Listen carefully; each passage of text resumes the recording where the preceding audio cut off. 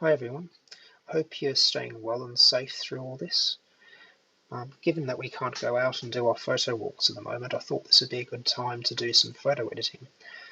I don't want to do like a big course or anything, but I thought what I could do is show how I edit a couple of photos over a couple of weeks, and maybe people might get some ideas from that. And if you have any questions or tips, feel free to leave a comment and let me know. So I'll be using Lightroom, and I also will be using a bit of Photoshop and Color Efex Pro. Uh, I know other people use some other programs like Capture One. I'll be using Lightroom mainly because that's what I know, but most of the things will be the same in whatever program you use. They might just be called something different and the interface might be a little different, but exposure still exposure will still work the same way, more or less.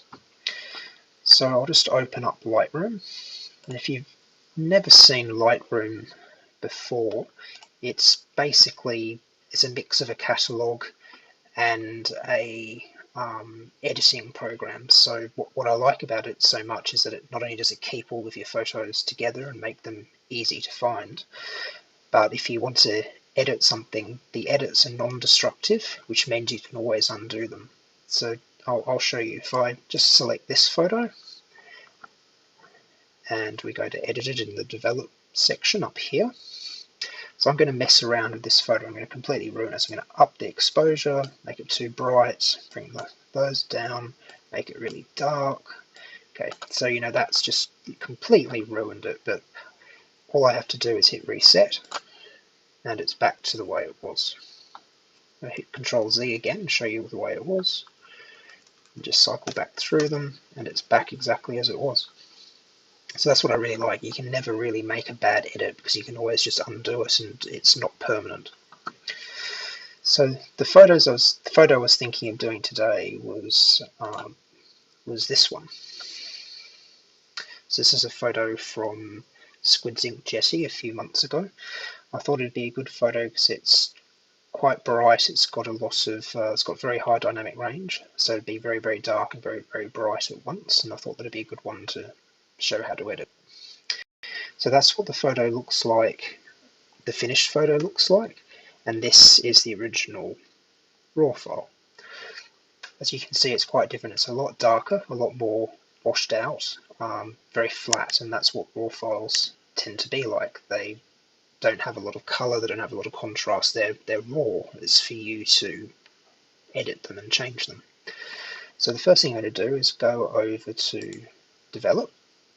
And so I've got all of these tools here in Lightroom, but most of what I'll be doing is just in this basic section up here, just very simple, but very powerful tools. The very first thing I'm going to do though is scroll down to this section here called the lens corrections. So I'm going to enable the profile correction, and this just helps to remove the vignetting. You see that around the edges. If I turn it off, it goes very dark again. If I turn it back on again, it just removes that, and it removes some of the natural distortion in the lens as well, but it smooths it out. So have a look at the Jetty. If I turn it off again, you see the Jetty has a little bit of a curve in it. If I hit the profile correction again, it disappears. So I always find it useful to turn that on. I might add a little bit of the vignetting as well, just to remove the extra bit. It doesn't always get all of it, so I'll just do that about there, about 126. That's good, I think. And I'll click remove chromatic aberration as well. That just will remove any color fringing. So if you ever see very bright areas of the photo, you might see red or green or pink or orange lines, and that's just an easy way of removing most of it. So that on. Okay, so if I go right back up to the top now, so the first thing I'm looking at with this is it's looking very blue. It was shot with auto white balance, and that's just left it looking quite cold. So the easy way to do that is just to choose one of these others. And I think I will probably go for daylight. I think cloudy might be too yellow. So that's daylight. And that's cloudy, and yes, that's too yellow. So I'll go back to daylight, and that just cools the image down to a more natural kind of look. So what I'm looking at here as well now is that the foreground down here is very, very dark and the sky is very, very light. So we need to fix that. So I'm going to raise the shadows. That will brighten the foreground. I'm going to do that quite a bit. I'm going to take those up to maybe around there, maybe around 60 odd. So you can see detail in the grass now and in the jetty. That looks quite nice. But the sky is way too bright. That was purposeful. I was trying to keep as much detail as I could in everything else while leaving the sky quite bright, knowing I could bring it back. So what I'm going to do is to control the sky. I'm going to bring the highlights down all the way. Those are the brightest parts of the image. So if I just drag that to the left, immediately see the difference that makes. You can actually see the clouds again. But it's still a bit too bright for me, so I'm also going to bring the exposure down. I'm going to bring that down about half a stop. Around there, no, maybe around there. But that's also darkened the image. So again, I'm going to move the shadows up again, just to counter for that. And you'll find the more you edit as well that you do this, changing one will change another setting, so you'll often have to go back and forth until you find a good balance. So that's looking a bit better. The sky is still a bit bright for my liking though, so I'm going to get the graduated filter here. It's the rectangular little icon. And if I hold the shift key as I click on the image, I can now drag this little ladder down to the bits that are very, very bright in the image. If I select the overlay, you'll be able to see now whatever I edit will now only go to these red areas, so the rest of the image will be completely clear, and that will let me match the exposure from top to bottom.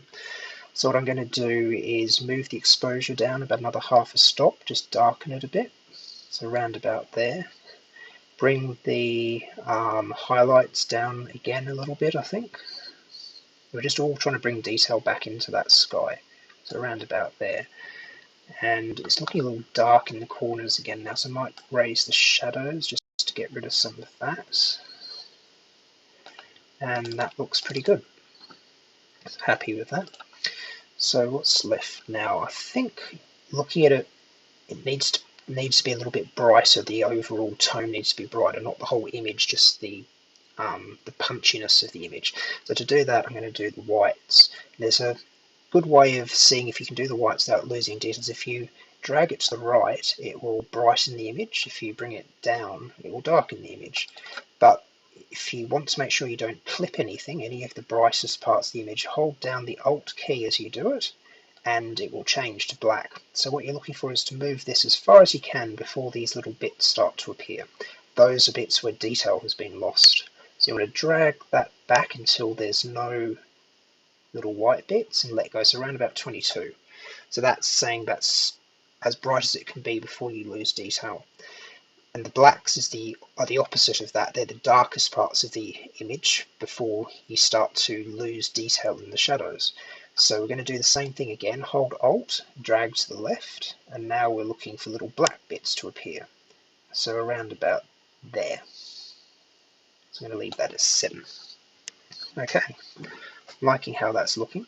I'm going to add a bit of texture. That just adds a bit of punch to the image. You don't want to go crazy with the texture, because it can, if I go all the way up, it looks really unnatural. But just a little bit adds a little bit of punch to the image. Clarity can do the same thing, but it also tends to be a bit more extreme. So you want to be very careful with that. You see that? It looks really unnatural. So I might add a little bit of clarity too, but just a touch. Now, colors. Because it's a raw file, it came out very desaturated, so I want to add that. I'm going to do that mostly with vibrance. I'm going to add about 20 or 30 vibrance. Yeah, around about there I think is good.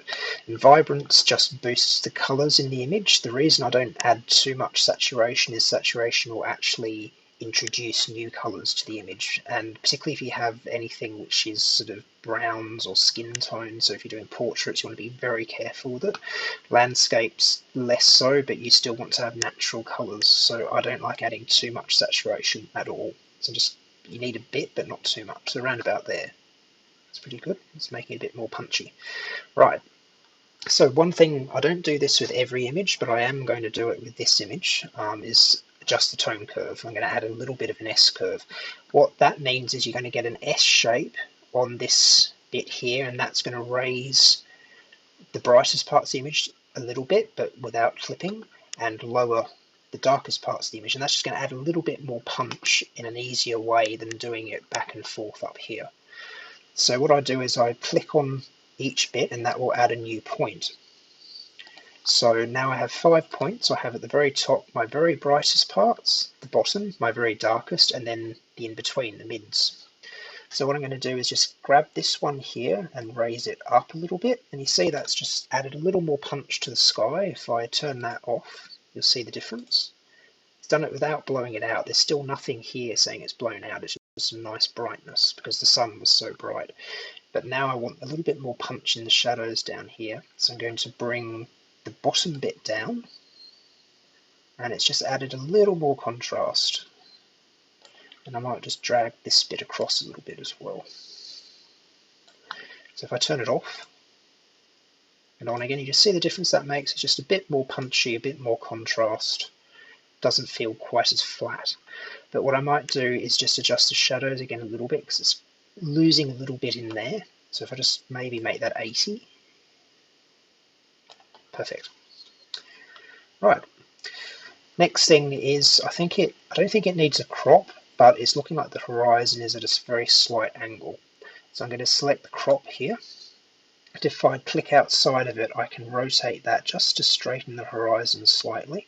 What I'm aiming for actually is the bottom of the jetty, this line sort of around about here.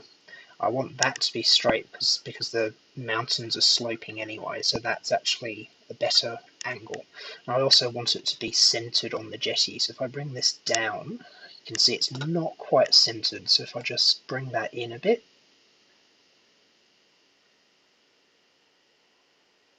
there, that's better. And I'll bring the crop back up. I'm going to crop in a little bit because I don't want quite as much grass down there. But I do want these clouds in at the top. I like that streak.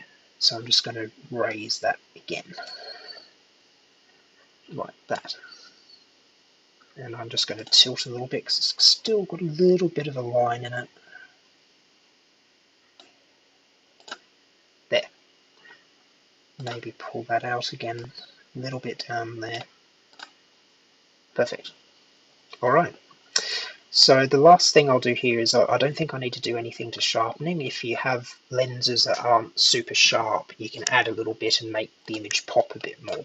So, normally in that case, I might drag that up to around about 100 or something. You just see the difference that makes. For me though, for this, because the lens I was using was quite sharp anyway, it's too much and it looks a bit unnatural, so I'm going to undo that. I don't need it. But what I do need is a little bit of noise reduction. Not the luminance. The luminance is what you use for high ISO. So if you've been shooting at ISO 1600, 3200, you might use a luminance of 20 or 30 to help clear up that noise and make it look more like grain. But because this was a long exposure, it was a very long exposure. Let's have a look. If I hit the I button, then the I key, sorry, then I can cycle through this and see the details, and it was almost 4.5 minutes. So it's a very long exposure with a 15 stop ND filter, I think. And what that does is, it's because the camera's on for so long, it creates heat, and the heat creates these little color pixels, and you might just see them down here, this red and green little pixels here. And that's simply because the sensor's heated, and so the pixels start to change color a little bit. There's another one there. So the easy way to get rid of these, except for, well, you can have noise reduction on in your camera as well, and I didn't have that on, but usually I would. But if you want to get rid of little bits of them, the easiest way is just to drag this color slider all the way up. This doesn't have the same effect of softening the image that the luminance does, so you can drag it all the way up, the detail all the way down, and the smoothness all the way up. And you can see that softened the green. It's got rid of the red and it softened the green. If I undo it, see the red again, see all of it, bring it back in, mostly gone, and it's just made them sort of greyish. So I'm happy with that. I'll pull out again. Yep, I'm happy with that. Okay, so that's my first go through the edit, what I now do is I then take it to Nik Color Efex Pro. The reason I do that is I can fine tune this in Lightroom and get a similar effect if I want to, but I find it much easier to do it in Nik Color Efex, just to add a few extra touches, add a little more punch to the image. So what I'm going to do is go back to the grid view, select Edit In, and Edit in Color Efex Pro 4. This will take a minute because my computer's a little bit slow. But if I click make sure Edit a Copy is selected, then that means it won't make any changes to this actual file. I'll still have the original file, and it will create a new one, which will carry over all of these edits. So I'll hit Edit, and it'll just take a minute. I might speed this up.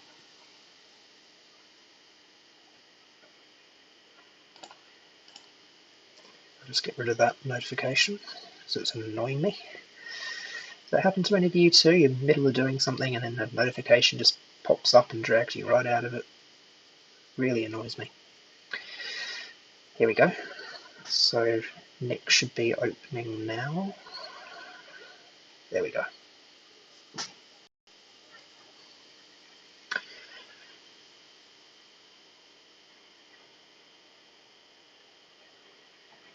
Taking a minute.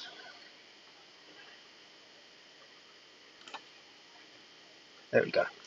So Nik Color Efex is basically a series of filters, and they can be quite extreme when you first apply them. So to give you an idea, I'll do the bicolor filter here. So you see how extreme that can be when you first put it on. That's the original photo, that's the filter. But you don't want to put it on this extreme. You just dial it back a bit, till you find something you like. And see, that would look quite nice like that, I think. Just adds a little bit of a yellow tint, but that's actually not what I'm going to do now. But you can imagine you can use all of these filters, as many or as few as you like. You can get different effects. It's just being subtle with them, and they just give you pictures a little bit more punch, particularly landscapes, particularly where there's a lot of contrast, very high dynamic range, high contrast, high difference between the contrast in the images. This does really well at smoothing that over. So what I do is I go to the recipes, and I've got some here which I have saved for astro shots, some I've got for landscapes, some I've got for portraits. So 9 times out of 10, I don't have to change these much. I might here, but you can change them once you have already selected them.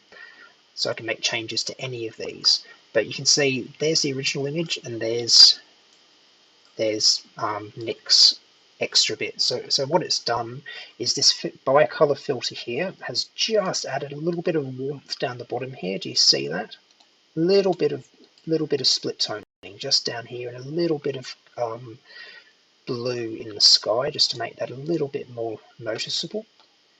The Pro Contrast has upped the contrast in the sky just to bring the brightest and the darkest bits more in contrast.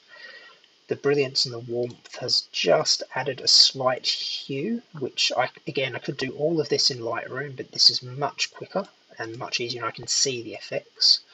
The polarization, because I didn't have a circular polarizer on, I just had the ND filter on.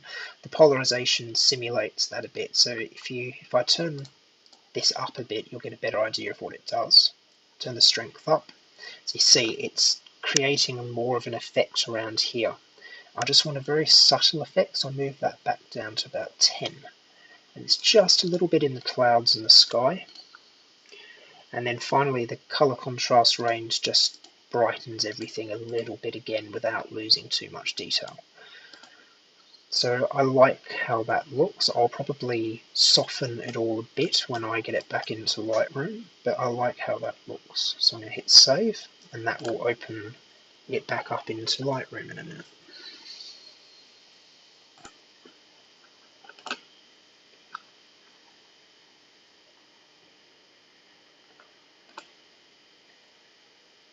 It's done.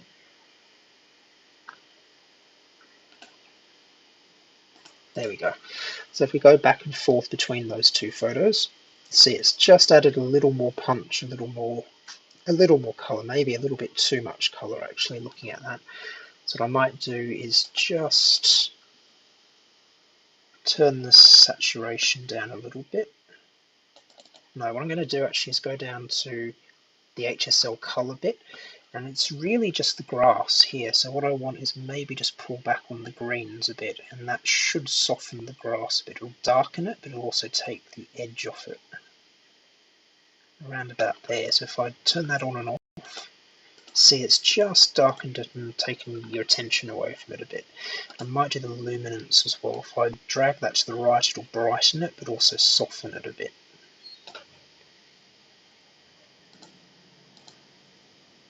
Maybe a bit less, a bit more, no, a bit less. About there, I think. It's subtle, but it's just taking the attention away from it a little bit. And I will drag the saturation down a tiny bit, just maybe 2 be good. And looking at the highlights, maybe the highlights come down again a little bit, and the shadows up again a touch.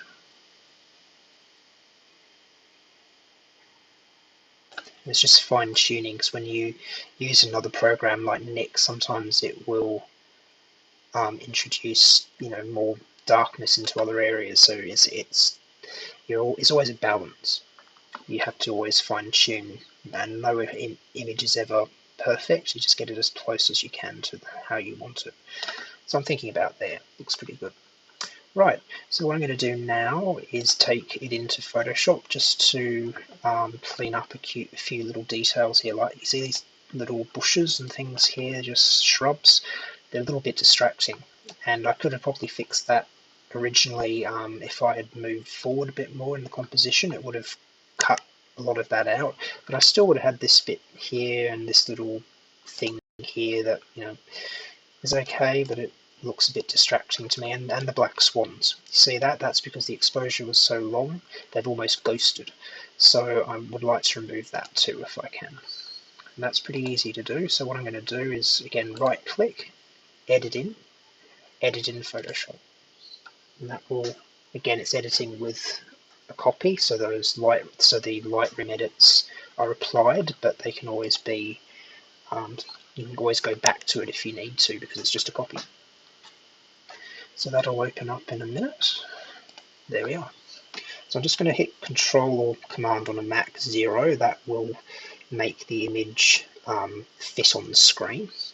So looking at it, I think the first thing I'm going to do is this little scrubby bush thing over here. So I'm just going to zoom in. That's Control Command plus, and minus zooms out, plus zooms in. So I'm going to make it big enough that I can see it, see around it, and I'm going to select the lasso tool and draw very roughly around the area, trying to keep as much of the rest of it there, because it's going to sample from the surrounding areas to make it match and draw what it thinks should be there instead.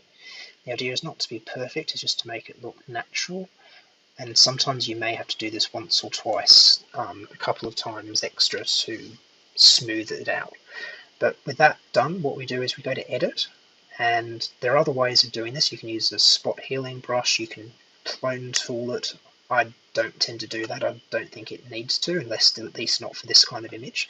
So what I do is go to Edit, Fill. You can also do Content Aware Fill, but I usually try Fill by itself first. And then I make sure that the Content Aware bit is selected. Now hit OK, and that's now going to look around the surrounding areas to try to match them. And you see, that's pretty good. That first attempt's actually pretty good, but this little bit here still needs fixing, so I'm going to just draw around it again, do the exact same thing, edit, fill, Content Aware's there, hit OK, and that has pretty much fixed it. So I'll move across here. We will do this little log thing. This time I'm going to use the rectangle tool because I want to make sure it's got more of an area to sample. So I'm going to pull across like this, and this may need an extra go to fix it too. But the principle's the same. Edit, fill, okay. And that's actually pretty good. just this bit here and that bit there. So we'll just get that, just go around it. Could use the healing brush for that, but this is pretty quick too, so I won't bother.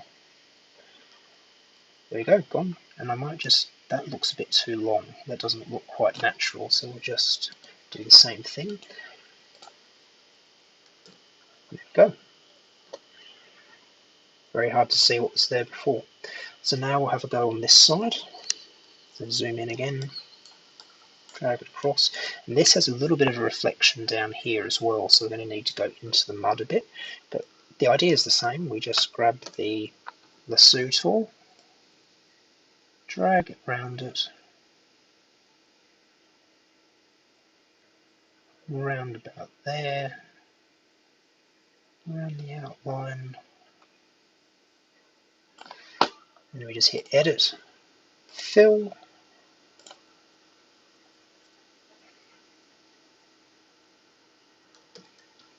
and that's pretty good, except this bit down here doesn't look quite right. So I'm going to grab the rectangular tool again, just go over that area,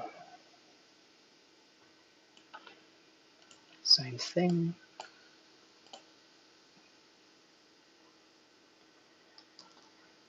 Still not quite right, we'll do it again, just that bit this time. Don't mind having this bit here because that's the same there. One more time, a bit bigger.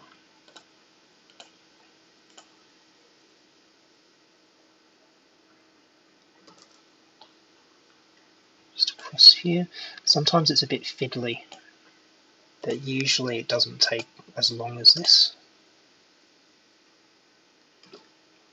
Yeah, that'll do. As you can see, I'd probably fine tune that a bit more, but I don't want to spend too much time on it. Might do one more. What I might do instead actually is drag it across again. Instead I'm going to go down here to the patch tool. And I'm going to drag this across to a similar area. Let that go. And that's done a very similar job. And I'll just tidy that up a little bit. That line down there. So that's another way you can do it too, particularly if you're mostly replacing textures. And it doesn't have to be perfect, you only really see it if you're zoomed well in. And as I said, normally I'd spend a bit more time fixing it, but that actually looks pretty good. It's just that bit there, and I'll go back to the patch tool.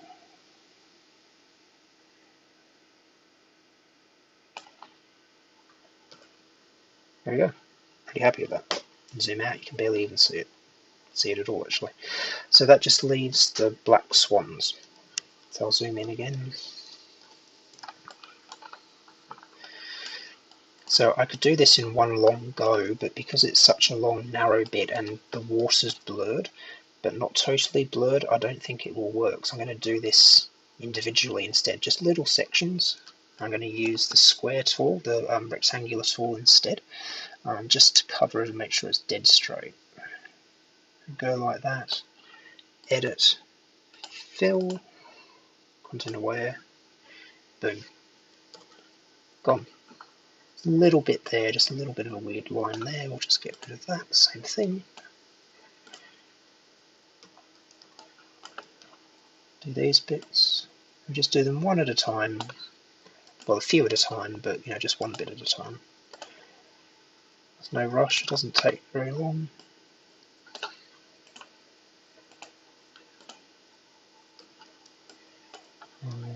Might come back to that bit, I'm just going to go over here first.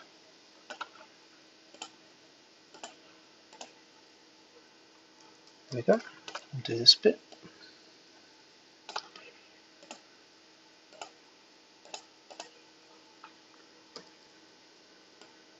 These bits.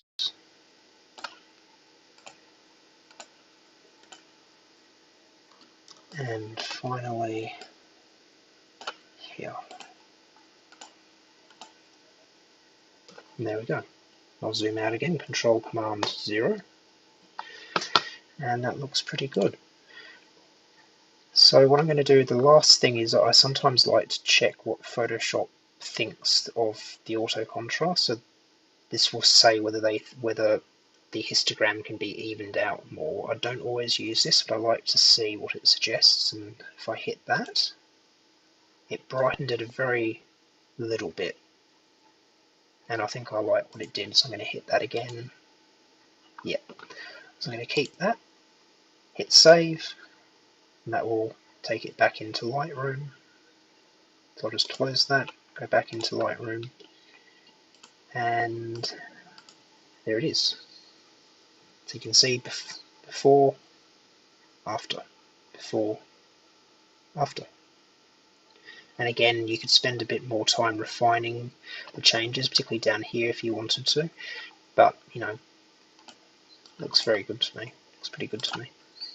Anyway. So the last thing I do is I'm going to take this back into Photoshop, and this is just something I do. I like to give my images a little bit of a border, particularly if I'm going to post them onto Facebook. It just makes it stand out a little bit from the background. So I'm going to open that up again in Photoshop. Just go to Image, Canvas Size, and about that. I think it just adds a little white border just to make it stand out a bit more. Hit save again.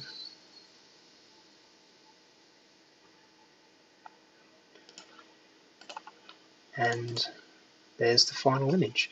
So let's compare it to the very first image. I reckon this is going to be a little bit darker, but otherwise it'll be pretty similar. Yep, very similar actually. It's just a little bit darker, and that's just because of the mood you have when you're editing. Sometimes you might do something a bit lighter, sometimes you might do something a bit darker. It's just, it changes. You know, one of the fun things about editing is you can re-edit an image and do very different things with it, but this is pretty similar. I'm pretty happy with that. Alright, so what I'm going to do is I'm going to upload those the original RAW file, and so you can edit it yourself if you like, have a play with it, drag it up, down, see whatever you like, and see what results you get with it, and you can follow along with this tutorial if you like as well. Okay, I hope you enjoyed that, and if you have any questions or there's anything you'd like to know, or anything you'd like me to do another kind of video on this in future, let me know. Bye.